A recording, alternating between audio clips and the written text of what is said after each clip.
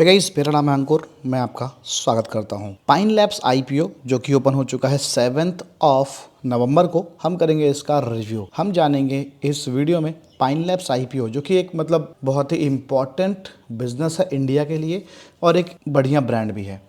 Detail में करेंगे इसकी चर्चा। हम इस कंपनी के बारे में जानेंगे, financial data, performance indicator, peer comparison और जो भी इंपॉर्टेंट डेटा है वो सब इस वीडियो में जानेंगे। उसके साथ ही आपको लेटेस्ट ग्रे मार्केट प्रेम का ट्रेंड और फाइनली इस आईपीओ में जाना सेफ है या नहीं है बताऊंगा। इस वीडियो में अंत तक बने रहना। डिटेल स्टार्ट करूँ उसके पहले बता दूं कि गाइस, हम एक सेबी रजिस्टर्ड एडवाइज़र नहीं हैं। जो भी इन्फॉर्मेशन यहाँ पे दी जाती है वो एजुकेशनल पर्पस से, इन्फॉर्मेशनल पर्पस के लिए होती है। ये रिफ्लेक्ट करता है मेरा पर्सनल ओपिनियन, मेरी तरफ से कोई भी रिकमेंडेशन नहीं है। तो कुछ भी डिसीजन लेने से पहले एक बार अपना रिस्क एनालाइज करने के बाद ही डिसीजन लें और पॉसिबल हो तो अपने फाइनेंशियल एडवाइजर से सलाह जरूर लें। तो अब वापस आते हैं और पाइन लैब्स की बेसिक डेट से डिटेल्स को स्टार्ट करते हैं, फिर हम बिजनेस नॉल की बात करेंगे। तो आईपीओ 7 नवंबर को ओपन हो चुका है और नवंबर 11 को ये क्लोज होगा। बीच में वीकेंड है। एक की फेस वैल्यू पे है, स्प्लिट करके लाए हैं ये लोग 221 रुपीज़ का प्राइस बैंड। अगर जो स्टैंडर्ड फेस वैल्यू की बात करें 221 मल्टीप्लाइड बाई 10 करना पड़ेगा तो उसका एक्चुअल प्राइस निकल के आएगा। ठीक है, स्टैंडर्ड फेस वैल्यू पे क्या निकल के आ रहा है आप मुझे कमेंट सेक्शन में बता सकते हो। जो ऑफर का साइज़ है, मतलब जो आईपीओ का साइज़ है वो 3899.91 करोड़ का है, जिसमें फ्रेश इशू है 2080 करोड़ का और ऑफर फॉर सेल है 1819 करोड़ का। तो ऑलमोस्ट बहुत ज़्यादा ऐसे गैप नहीं है फ्रेश इशू और ऑफर फॉर सेल में। तो पॉजिटिव नेगेटिव यहाँ पे नहीं देख सकते हैं। और जो एम्प्लॉयज़ के लिए 21 रुपीज़ का डिस्काउंट भी रखा गया है। बता दूँ, रिटेलर्स के लिए सिर्फ 10% का कोटा है इस आईपीओ में, बिकॉज कंपनी का 3 साल में एक बार लॉस है। बाकी हम जब फाइनेंशियल डेटा डिस्कस करेंगे तो देख लेंगे। अब ये जो कंपनी है 1998 में इनकॉर्पोरेट हुई थी, यानी 27 ईयर्स का अच्छा खासा इस कंपनी के पास एक्सपीरियंस है। सिंपल सी भाषा में आपको इसका बिजनेस समझाऊं तो ये जो कंपनी है ये डिजिटल पेमेंट को हैंडल करती है। ठीक है, आप पीओए मशीन जो होती है जिसमें कार्ड स्वैप करते हो या कार्ड को टच करके भी आप पेमेंट कटवा सकते हो, बहुत सारे शॉप्स पे आप यूज़ करते होगे, मॉल्स में आपने देखा होगा, आपके सामने स्क्रीन पे है भी, उसी काम को ये कंपनी करती है। पाइन लैब्स का वो मशीन आता है। ठीक है, और ये इसका मेजर बिजनेस है। नियरली 70% रेवेन्यू उससे बिजनेस से आता है। उसके अलावा ये कंपनी बाय नाउ पे लेटर का ऑप्शन भी देती है मर्चेंट्स को, यानी जो शॉपकीपर्स हैं या जो भी इनका यूज़ कर रहे हैं प्रोडक्ट, उनको फाइनेंस भी प्रोवाइड करवाती है, लॉयल्टी एंड गिफ्ट सॉल्यूशंस भी देती है, और साथ ही e commerce and online payment tools को भी हैंडल करती है। इसके सबसे बड़े कस्टमर्स की बात करें तो अमेजॉन पे है, एलजी इलेक्ट्रॉनिक्स, फ्लिपकार्ट और रेगिंटन जैसे बड़े कस्टमर हैं। और अगर जो फाइनेंशियल इंस्टीट्यूशन की बात करें यानी बैंक्स की, तो एचडीएफसी बैंक, एक्सिस बैंक और आईसीआईसीआई बैंक इसके की कस्टमर्स हैं। तो कंपनी का बिजनेस जो है वो 70% इस पीओए डिवाइस का है, बाकी 30% ये सारा है। ठीक है, आई होप आप बिजनेस सिंपल सी भाषा में समझ जाओगे। और इस बिजनेस की देखो नीड है अभी। अगर जो आप ये सोच रहे हो कि यार सिर्फ फ़ोन पे करके हम काम चलाते हैं, गूगल पे करके काम चला लेते हैं, तो उस जगह पे भी इस कंपनी का रोल है। वहाँ पे भी ये कंपनी हमें देखने को मिल जाती है। ठीक है, यहाँ पे आप देख सकते हो क्लियरली मेंशन है डेबिट कार्ड के साथ है UPI, mobile wallet and EMIs का ऑप्शन भी ये अपने प्रोवाइड करवाती है। तो कंपनी का जो डिजिटल बिजनेस है वो काफ़ी शानदार है। और ये कंपनी देखो इंडिया में जिस तरह से डिजिटलाइजेशन हुआ है और आगे बढ़ सकता है वो इस कंपनी के लिए फ़ायदेमंद है। तो बिजनेस वाइज कंपनी ठीक लग रही है। एक चीज़ यहाँ पे पॉइंट आप जरूर नोट कर सकते हो कि डिजिटलाइजेशन इंडिया का काफ़ी ज़्यादा एक्सपेंड हो चुका है। अब जो पहले हुआ है, जिस हिसाब से ग्रो हुआ है पहले, वो अभी ग्रो नहीं करेगा।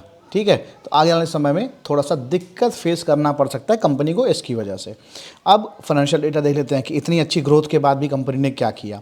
तो 2023, 24, 25 का डेटा पूरा है, फिर एक क्वार्टर का डेटा यहाँ पे एक्स्ट्रा मेंशन है। बात कर लें इसके एसेट की, तो एसेट में हमें ठीक ठाक सी ग्रोथ देखने को मिली है, बहुत ज़्यादा आउटस्टैंडिंग नहीं रहा है।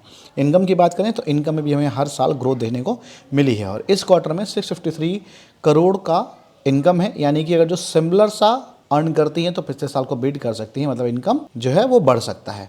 पैट की बात करें, प्रॉफिट आफ्टर टैक्स की, तो लॉस में थी, फिर लॉस बढ़ता दिखा है, उसके बाद लॉस कम हुआ है 2025 में, और कंपैरिजन करें 2023 के तो भी कम हुआ, 2024 के तो भी कम हुआ है। अभी एक क्वार्टर में ये प्रॉफिट में आ चुकी हैं। अभी यहाँ पे खेल है सारा। एक क्वार्टर में आप प्रॉफिट में आ गए हो, ठीक है, प्रॉफिट में इस बार हो आप, अगली बार अगर जो नहीं रहे तो यहाँ पे भाई लॉन्ग टर्म वाला रिस्क तो रहेगा। फिलहाल आईपीओ को लॉन्ग टर्म के मामले में अगर जो हम देखना चाहें तो अभी से आप इसको कर दो कैंसिल कि लॉन्ग में तो हमें नहीं जाना है, जब अच्छे से प्रॉफिटेबल हो जाना तब बात करेंगे। और मुझे लगता है इनको IPO रुक के लाना चाहिए था। सिर्फ एक क्वार्टर का डेटा यहाँ पे, Q2 का रिजल्ट आएगा लिस्टिंग के जस्ट बाद, पता चला नेगेटिव रहा तो दिक्कत हो जाएगी, पर पॉजिटिव रहा तो हमें अप्रिशिएशन भी देखने को मिलेगा, यानी पॉजिटिवनेस भी देखने को मिलेगा। तो पैट में यहाँ पे प्रॉब्लम है। हालांकि जिस हिसाब से रेवेन्यू बढ़ा है प्रॉफिट आएगा, जो रेवेन्यू आगे बढ़ता है तो प्रॉफिट आएगा। बात करें EBITDA की, तो हमें EBITDA 23-24 में कम होता दिखा था, उसके बाद बढ़ता दिखा है और अभी 120.56 का देखने को मिल रहा है। ठीक है, बात करें नेटवर्थ की तो 2327.55 करोड़ का नेटवर्थ है। इसके पहले नेटवर्थ नेगेटिव था।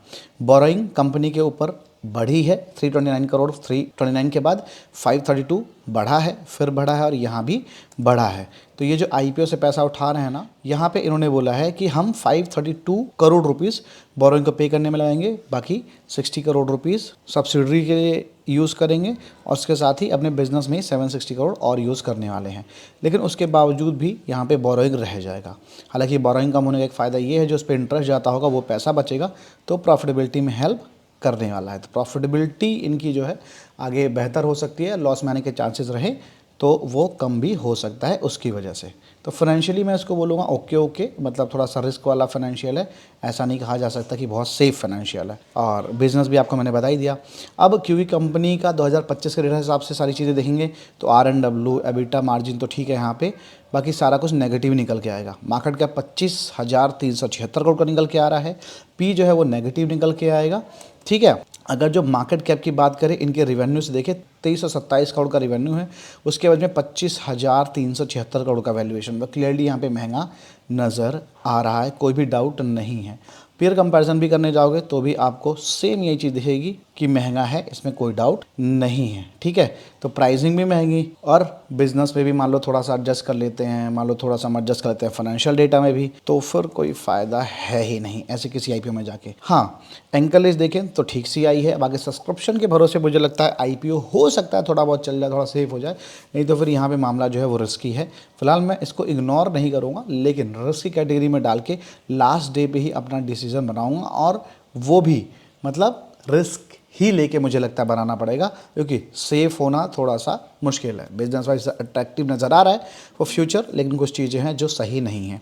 अब बात करें ग्रे मार्केट प्राइम की, जब मैं वीडियो रिकॉर्ड कर रहा हूँ तो इसका जो GMP है वो 5 to 6 रुपीज़ के आसपास निकलता दिख रहा है, जिस हिसाब से अराउंड 2-3% का लिस्टिंग अप्रॉक्सीमेटली बता रहा है।